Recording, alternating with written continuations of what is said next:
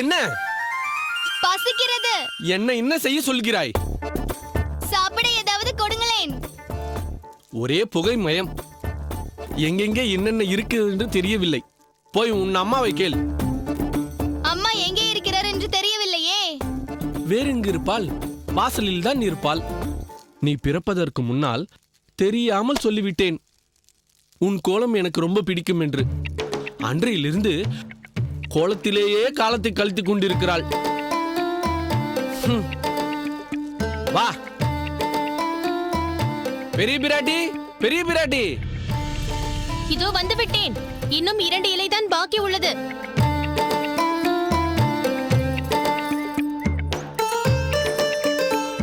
அடடடடா, சற்று நேரம் தளிகை வேலையை பார்த்துக் கொள்ள கூடாதா?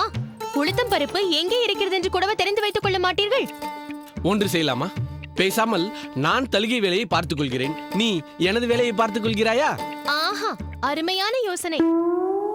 உங்கள் வேலையை நான் பார்க்க வேண்டும், அவ்வளவுதானே? கால் மேல் கால் போட்டுக்கொண்டு தளிகையில் இது சொத்தை அது சொத்தை என்று சொல்லிக்கொண்டு மூக்கை பிடிக்க சாப்பிட வேண்டும்.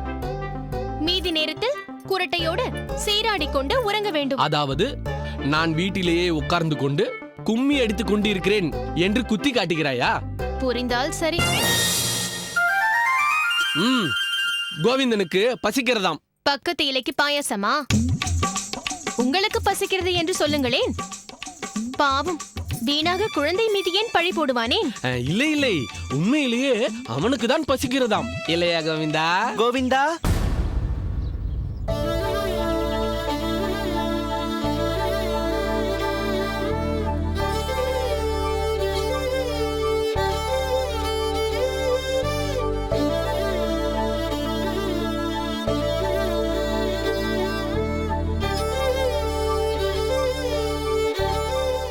அண்ணா, வாருங்கள் வாருங்கள். அம்மா, அப்பா, யார் வந்திருக்கிறார் என்று பாருங்கள். அடடே, வா ராமானுஜா. ராமானுஜா, நீ தனியாகவா வந்திருக்கிறாய்? இல்லை சித்தி, அப்பாவுடன் தான் வந்திருக்கிறேன். இந்த ஊருக்கு அப்பா ஒரு யாகத்திற்காக வந்திருக்கிறார்.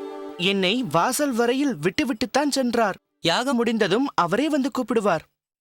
அண்ணா, வாருங்கள், உள்ளே சென்று விளையாடலாம். டே கோவிந்தா, பசிக்கிறது என்றாயே? ராமானுஜனை பார்த்து விட்டால் போதும், அவனுக்கு பசி எல்லாம் பறந்து விடும். என்ன ராமானுஜா, உன் அப்பாவிற்கு இப்பொழுதாவது தம்படி சேர்க்கும் எண்ணம் வந்திருக்கிறதா?